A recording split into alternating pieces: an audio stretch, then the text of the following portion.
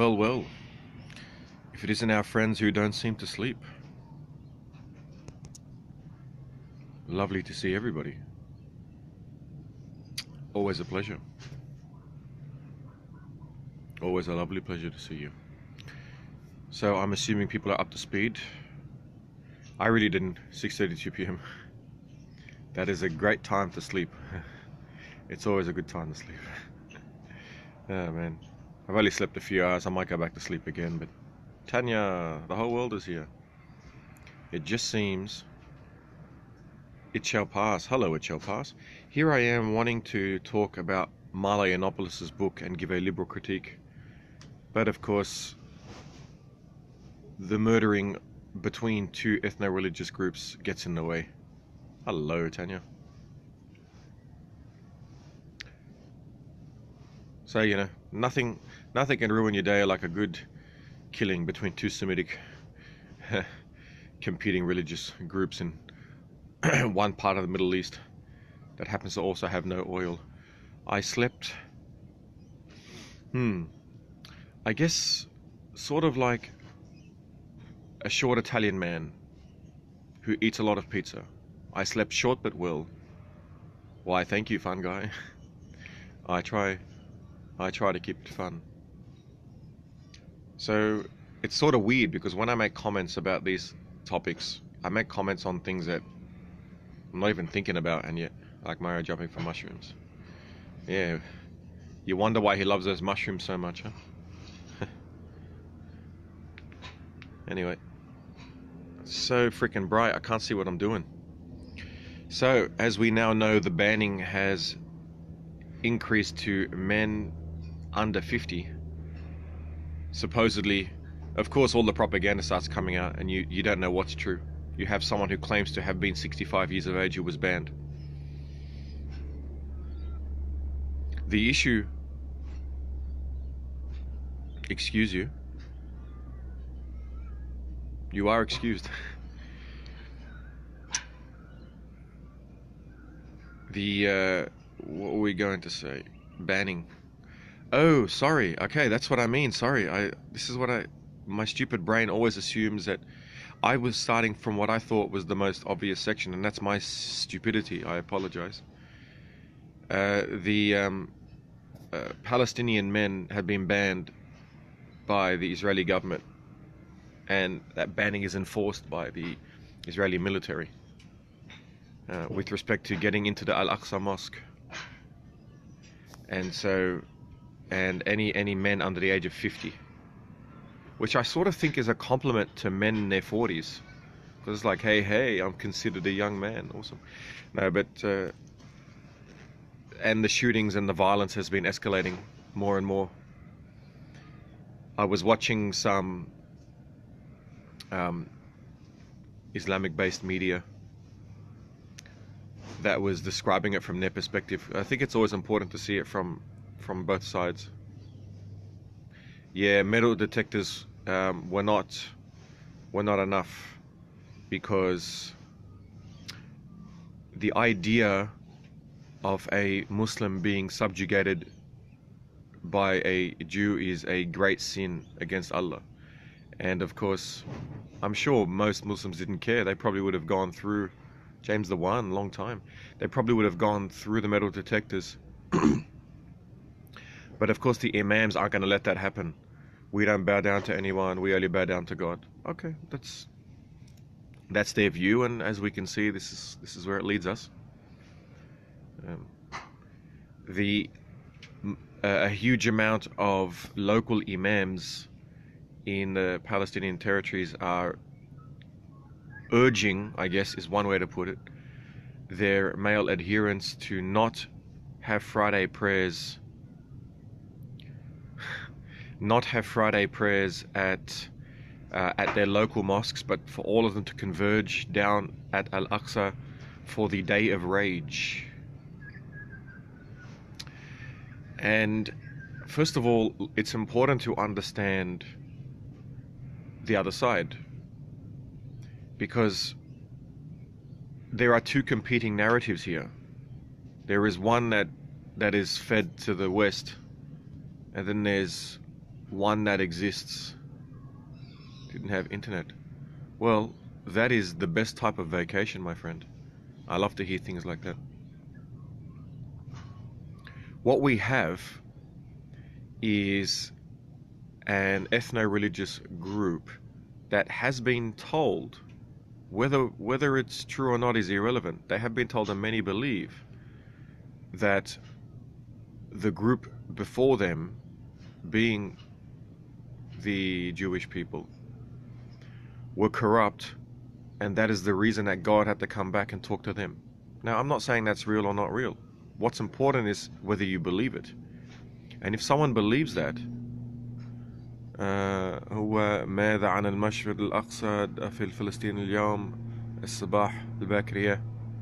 يا حاليا عم نتكلم على ايش صار بالأقصى. نعم. So someone just wrote to me in Arabic and asked me if this topic is about what we're talking about, and I said yes.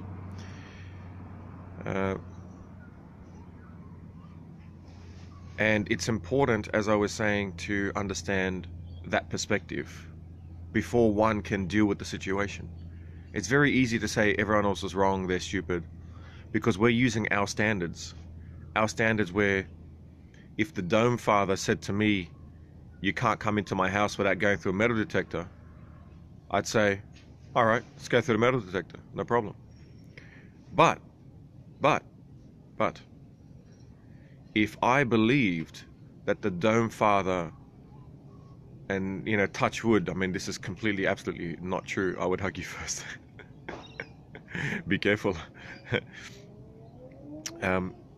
If, let's say that for some reason, I really believed that it was someone impersonating the Dome Father. It was someone that somehow was, got a latex mask, was impersonating him, and this was a trap, right? And this person is actually Paul Ryan, right?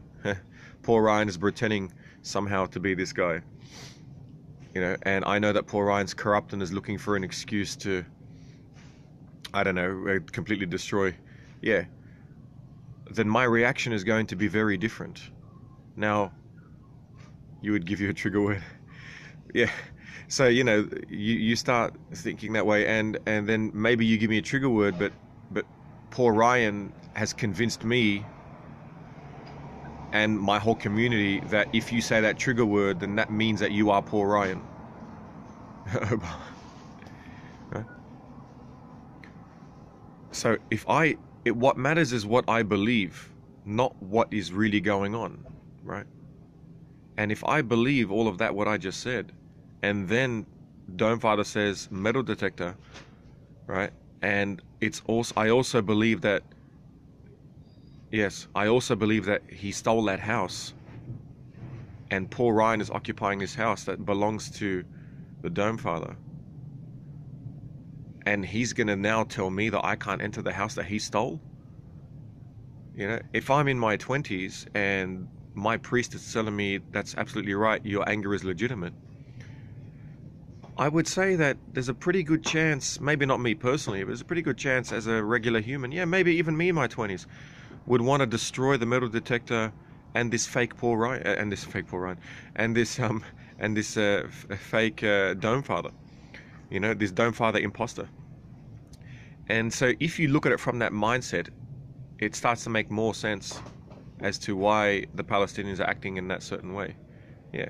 So it's important to look at it from that 4D perspective, because you're talking about people who have been programmed to think this way for generations.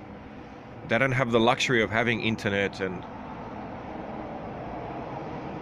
having anything but having a religious text that tells them certain things, and that maybe many of them can't even read. You don't even know. You have what the imams are telling them. Yeah.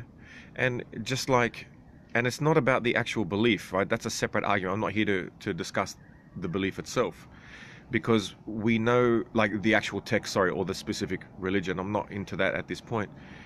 At this point in time, right, we can equate this to back when the collapse of the Western Roman Empire, and we had the majority of people who could not speak Latin and could only speak their dialect of bastardized Latin, in the same way that, you know, many Palestinians can't speak Arabic, they can only speak their bastardized version of Arabic. How do we pierce the veil? The only path I see is through the door of entry being the liberal Muslim communities, and making friends with them over the next year and 2 years, and learning and learning and learning. So pacing, in other words, pacing followed by leading. So you, pretty much what we've done here, where I completely have and almost exclusively shared my views on free speech and not my actual left-wing views. And that was, in a way, deliberate to keep the tent. Need to learn Arabic. Well, you know, what I've noticed is that most people in that part of the Middle East can't speak Arabic. They can speak their dialect of Arabic, which is just like back in the fall of the Western Roman Empire. No one could read Latin.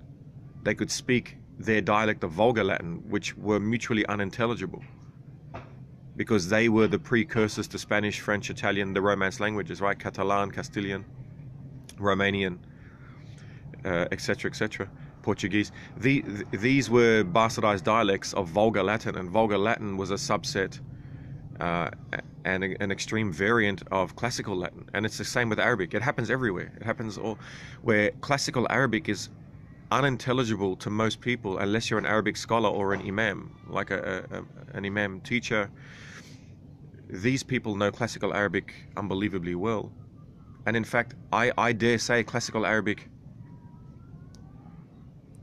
well, that's one way to go. That's the Dome Father, because you are the Dome Father, so you think heavy duty. But the other thing, for example, Jennifer Briggs made friends with Muslims for Trump, for example. And so far nothing's come of it, and maybe nothing will come of it. You don't know. But it's one door that upon she is knocking. Me. When you knock, the door shall be opened, right? How are you going to get into the Palestinian mindset? See, this is why it's impossible at this point for there to be peace. You're chatting with a couple. Oh, wow. Look at you. Man, this girl, she's a warrior. Just insane. It's pretty awesome. Yeah.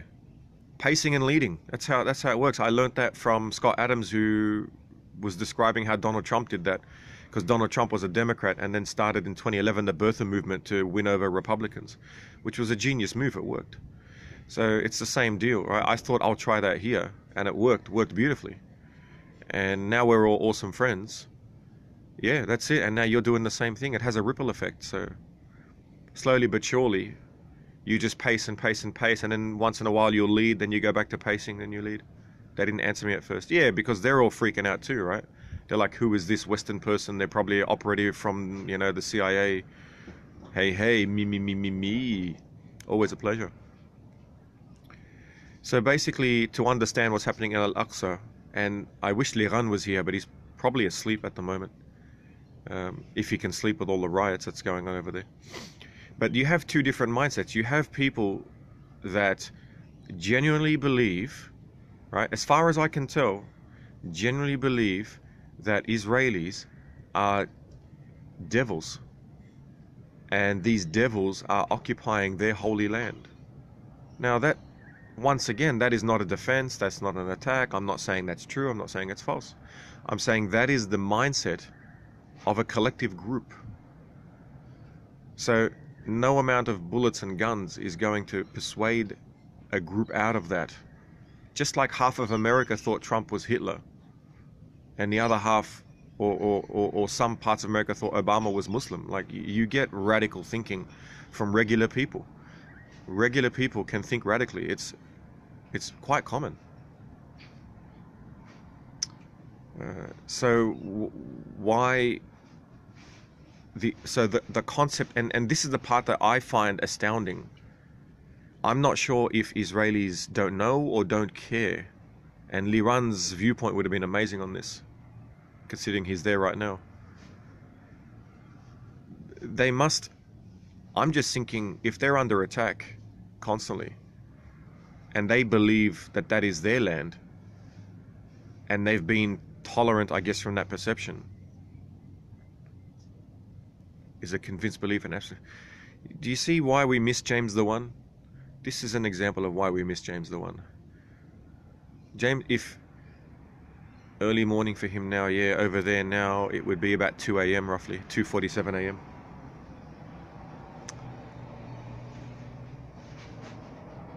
So it's crazy because there is a massive blowover effect into Lebanon. So the blowback has been tremendous. I can't comprehend why there are so many Americans who are sympathetic for Palestine. Well, I don't know why there are so many or why there are not enough. Your hat is giving me anxiety. Yeah, I'm trying to block out the sun.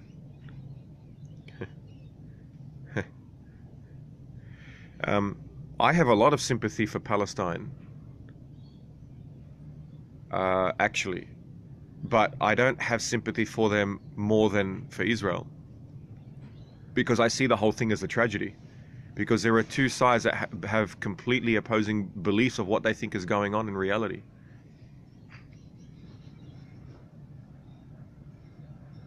It's like imagine getting a cup and mixing oil and water. The oil thinks that the water is invading. The water thinks the oil is invading. Who's right? Right? The thing is, it depends on which side you want to be right. If you have a predisposition for water, then you're going to say the oil is a pollutant. Whereas it could easily be the other way around.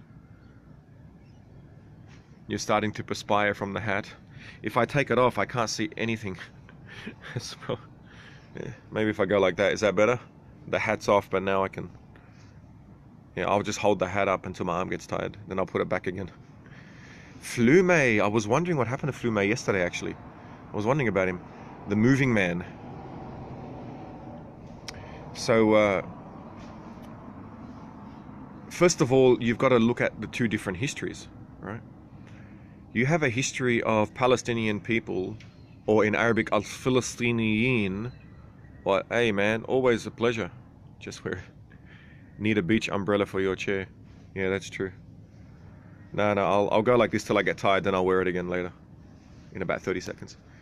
So we have, first of all, we've got two religious versions and we've got one archaeological version, right? So the archaeological version is as follows. Broke neck. Yeah, that's right. That's exactly right. But here's the thing that might blow someone's mind, right? That goes both ways. For those who support Israel, right, you got to ask yourself, why is it so difficult? Why, if you're asking yourself why it's so difficult, and you're not sure, and you start to blame one side, then I would submit that you yourself are also in cognitive dissonance. And that does not mean you're wrong. It means that you don't have the complete picture, right? And I'm not saying you personally. I'm you as in one, right? So we have to also remember that there are some people that are going to come from a Christian bias, where it is without question that the Jews are the chosen people. And if you have that belief, you're already skewed. Now you may be right, you may be wrong. That's not my argument. My argument is that you're going to come from this from a certain angle. Right? It's the same when I said there's a cup that has water and oil in it. If you know that water gives you life, you're going to be biased towards the water. That's why when we see oil get dropped from a ship, we call that a pollutant. But from a logical perspective, it's not a pollutant at all. It does nothing. Like, what does it mean? It means that some life will die, but why is that important? It's important to us because we are of life itself. So we are biased in favor of the water. And it's the same deal.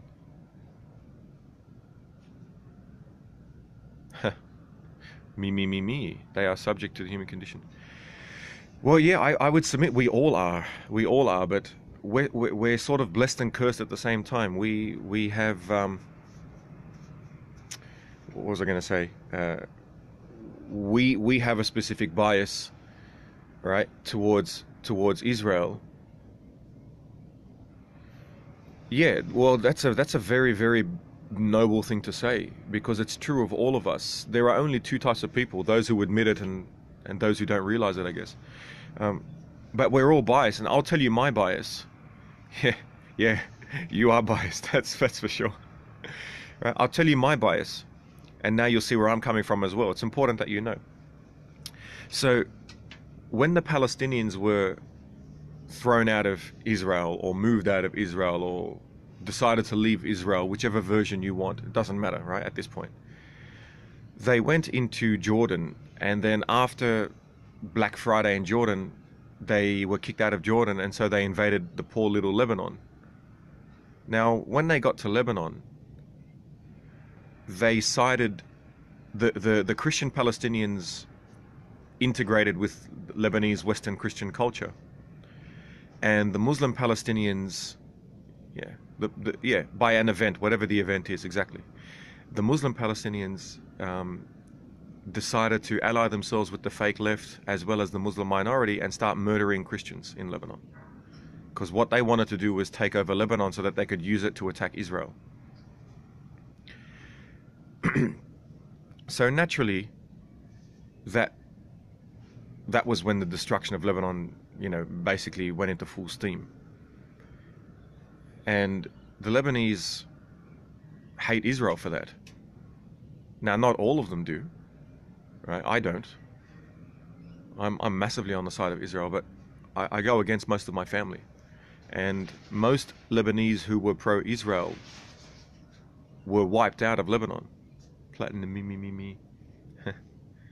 Right? So the thing is, you can't blame Israel because, once again, they didn't see that coming. I highly doubt they saw that coming, right? Because if they did, they would not want to have an enemy on their northern border, which is what they now have, which is a very sad state of affairs. We were very close in 1981 or 82, I think it was, with David Ben-Gurion, or Menachem Begin, I think. Recreation of Lebanon. Do we not love this sweet man? Likewise, me. Well, look, Lebanon's pretty much gone because the majority of original Lebanese inhabitants now live outside of Lebanon, being all of us. And the pro-Israeli government in Lebanon, the head of that government was assassinated in 1982. And then the revenge attacks 2 days later, when up to 6,000 Palestinian Muslims were slaughtered by the Christian militia, which I've told you about.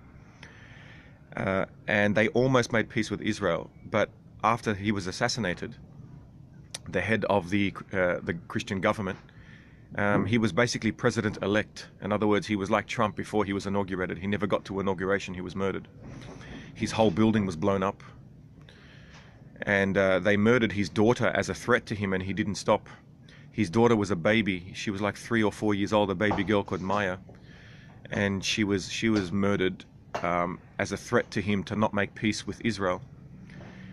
And he refused to give in. And he almost made peace with Israel. And then he was assassinated. And that was the end. So the end of the Christian government in Lebanon. Most people who were supporters of Israel, good question. Their life is pretty damn amazing, actually. But they live with the threat of death. So it's an interesting combination. But yeah, basically it's the Christian government ran away to Israel and has been protected by the Mossad ever since. So that was it, basically. Lebanon's government completely changed at the end of the war, and it's now it's a half Christian, half Islamic government. That's how it's actually ordered or mandated, where it used to be a majority Christian government. The president of Lebanon by law must be a Catholic, but the prime minister must be a Sunni Muslim, and the speaker of the house, I think, is a Shiite or a Shia Muslim.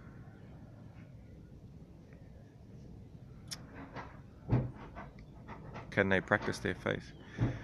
Well, the version of their faith which is prominent now in Palestine is the version where the Muslim is above, not below. So their faith, and I'm not talking about the Muslim faith, I'm talking about this interpretation that the Imams and Hamas are teaching Palestinians, is that Jews are beneath them, and so it is unacceptable that God would permit not only Jews to have equal habitation of that land, but to enforce metal detectors on them To enforce a metal detector on a militant Muslim by a Jew, I would say is even more egregious than, you know, someone raping your wife in front of you. That's sort of the reaction. Yeah, if that makes any. And I know what I said is horrific, but that is really, yeah. And so it's not that, you know, and some people non-logic, well, yeah, like most life is non-logic based, I would submit. I don't know, I think that, you know, logic is hard to come by, and even within ourselves sometimes. So, you know, like I'm a bit biased too because Palestinians murdered my auntie and my cousins. So once again, that biases me towards Israel. But I know that my bias is unfounded because, as I was saying, archaeologically, the Palestinians were there first, and the Israelis were actually a subset of the Semitic Canaanites. Keep their wages, travel. Well, that's not called freedom under that specific faith. Under that specific faith, freedom is not dictated by anyone but God himself. And so it is not up to anyone else to tell them what to do. And if they murder a Jew, right, and I'm not talking about all Muslims, I'm talking about this specific radical component for those who can't even read, but they hear things from their imams. And the imams do take stuff out of the Quran, so I'm not saying it's made up. There is stuff in there, but they skew it the way that they like, right? They can decide which verses to focus on and how to frame it and how to interpret it. Because the verses are classical Arabic. They're very hard to read. Yeah, they're very hard to read for most Arabic speakers. I didn't know this until I studied classical Arabic, because it turns out that no one in my family knows classical Arabic to the level I know it. And I'm from Australia. But I thought they all knew it, which is why I studied it. But classical Arabic is sort of like the Quran, I guess, is sort of written in Shakespearean English, if you want to picture it like that. And when it gets translated into modern English, a lot of that is lost, right? So what happens is, what people don't realize who translate it is that it has a number of possible translations because it is written in such old Arabic, which you would call Old English, right? Poison drinking Christians in some... Yeah, look, you absolutely get that.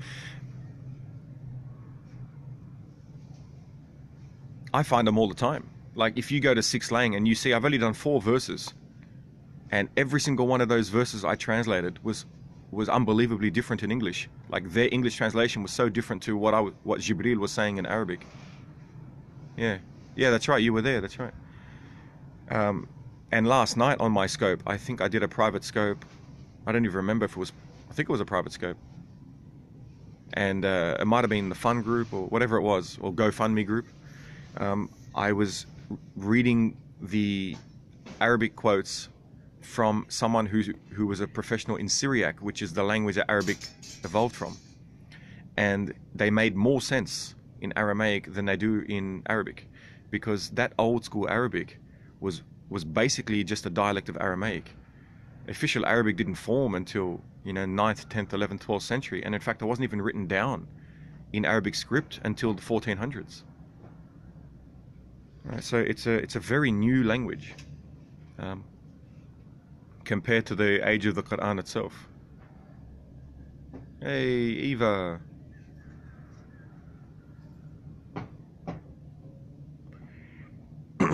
Speaking of Aramaic, Eva appears. Yeah, can you imagine if people knew all this stuff that we're sharing? Like, I don't even know if they want to know. Dr. Sexy. You are so smart, thank you. Anyway, I don't even know where I was going with all that. But the point is, yeah, this old school English, yeah, I really think like we should together somehow collaborate and write a book about all this information. And try and get it out there to people. I think that book would sell like crazy. The 7th book. Jennifer. That's funny. Um, I love everyone's wit. It's so good. So good. Uh, it's easy to weave half-truths. Absolutely. Absolutely. I mean, look what's even in my... you have a lot of books to write. I know. I know. Make it an audiobook. Absolutely. Well, my first book will also be an audiobook. Absolutely. I'm thinking that's the way of the future. Many of us, including myself, so check your F-book DM when you're done. Okay. Absolutely. Absolutely. I've decided to stop telling people to put apostrophe E with your, because I've seen it so many times, and now it's sealed off with the Dome Father. When the Dome Father now uses the new abbreviation, that's the new urbanic English.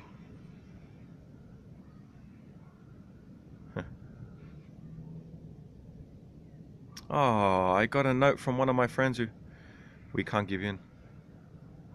Yeah. I don't.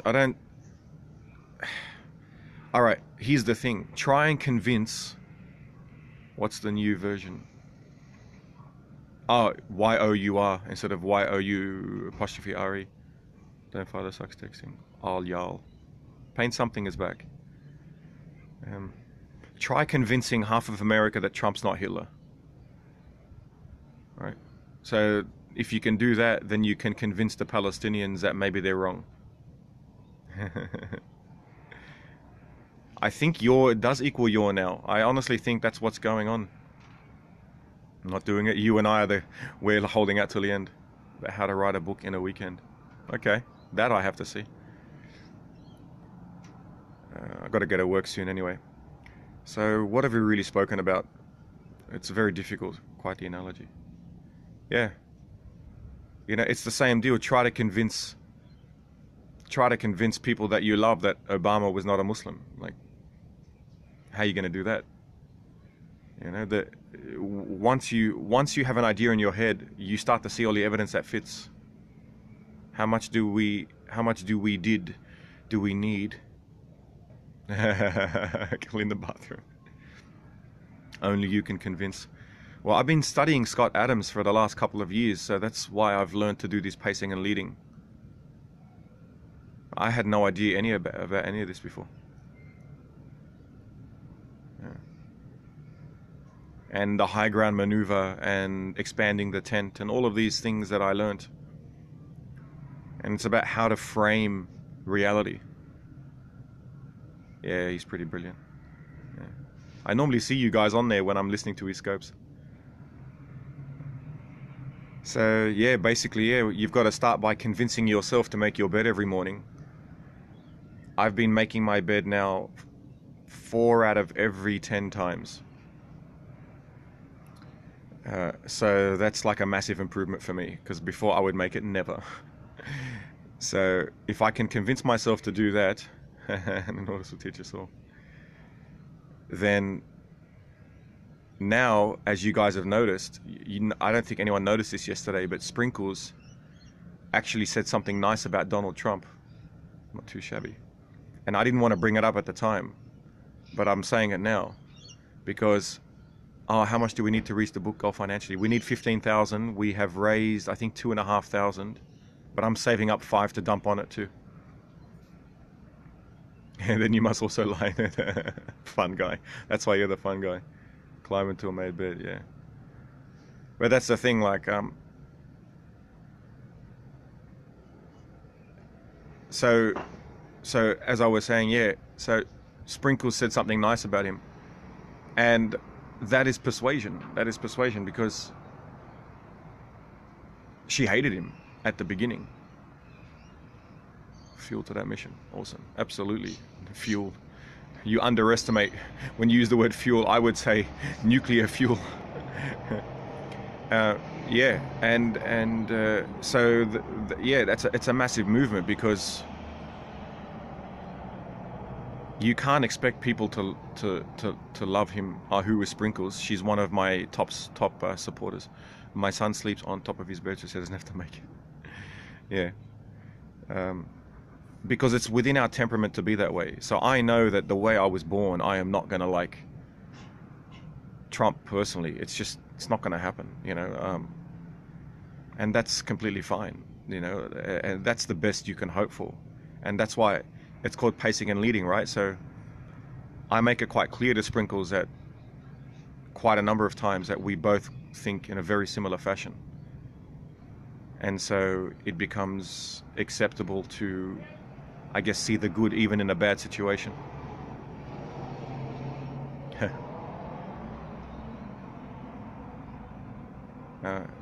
And not to point her out in particular, it happens all the time, but it was a big one yesterday because she has a very, very, very strong personality, and it's very resistant to being told anything, constructive criticism. So, and she's very intelligent, which normally all come together. So, hey, El Brooks, everyone's here.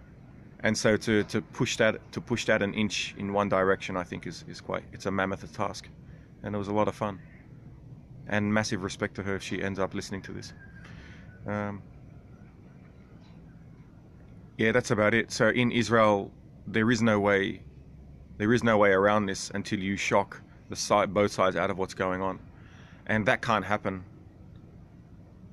I think because Israel is not going to give up Israel, and many people who support Israel would never accept that either. And those exact same feelings and sentiments are what you see on the Palestinian side. Yeah. Now what's interesting, just to let you guys know about bias, when you guys say never, that triggers me, right? So, and it triggers my internal biases. It doesn't trigger me as in personally, like on a conscious level. It triggers my subconscious biases. And I can tell because I feel anger come up. And so I've learned to detach myself from the biological tendencies, but most of us have not had a reason to do that, right? So when someone gets angry, in my head, when I get angry, that's a sign of my own delusion. That's normally how I try to sense it. So my delusion wants to tell me, F Israel, F America. No, not angry with you at all. I love you guys, 100%. No. That's not my point. That's why I was afraid to bring this up. I'm not saying that. I see it as a little meter in my brain, like in my body. Like when you're driving your car and the fuel tank goes low, I don't take it personally. I just means I need more fuel. So the levers in my body, when I feel certain physical biochemical reactions, then I know that my mind is suffering some sort of delusion. So it's all about me. It's not about you at all. That was an egocentric moment. But the point that I was bringing across is that if one is not aware of that, then it's very easy to hate innocent people. That's actually my point. So you have every right and to hold that view, and I 100% support your view to stand by that, and I admire your honesty and your passion. What else can you ask for in another human, right? So that's my position. James, always a pleasure, my friend. Every time you come on, always lovely to see you. Have a lovely day. Go break some bread. All right, so the point is that is what can easily happen to people who live in a different reality, right? So if I said to you, and I would never say this, right? But okay, I'm not going to use me as an example. Let's say some random dude, you're late. Go, get out of here. Go. Let's say some guy, jumps on my periscope, right, and says F Israel, because that's what I see. I went onto an Arabic periscope like before I came on here. And the whole thing is F Israel. It's very easy to get triggered from your side, right? And so if we can't handle, you too, Synagogue, always a pleasure. So the point is, the point of that exercise was to say, if I can't handle my own bias, how can I ask Israel and Palestinians? Labels to emotion. Yeah. So the point is, I need to understand my own biases, right? Because if I don't, how can I ask you to understand yours? How can I ask Palestinians to listen to me? How can I ask Israelis to listen to me if I can't even listen to my own biases? And that's really, look how long it's taken to get to that point, which is what I wanted to get to from the beginning, right? And so now 17 people have heard that point, and probably almost 100% would say, yeah, that I completely agree, right? Now, that's great. We all agree now. That's 17 people. We have another 7 billion to go, right? So that's really what we're up against when we want to talk about Israel and Palestine, which is why I don't talk about it that much. And that's, I think, where I'll end my scope today.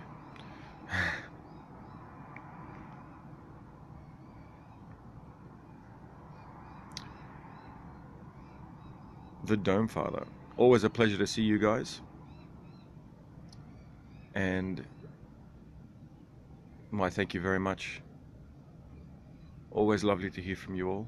And Rob Collins arrives just as we are leaving. Always good to see you. You too, always a pleasure.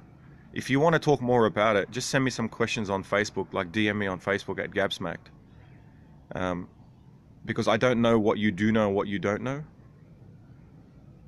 Likewise, Dr. Sexy, thank you. And so I feel like we only touched on the surface. Thanks, Helen. Hey, Rob Collins, all the best. Yeah, have a swell day. You too, guys. All the best. Bye-bye.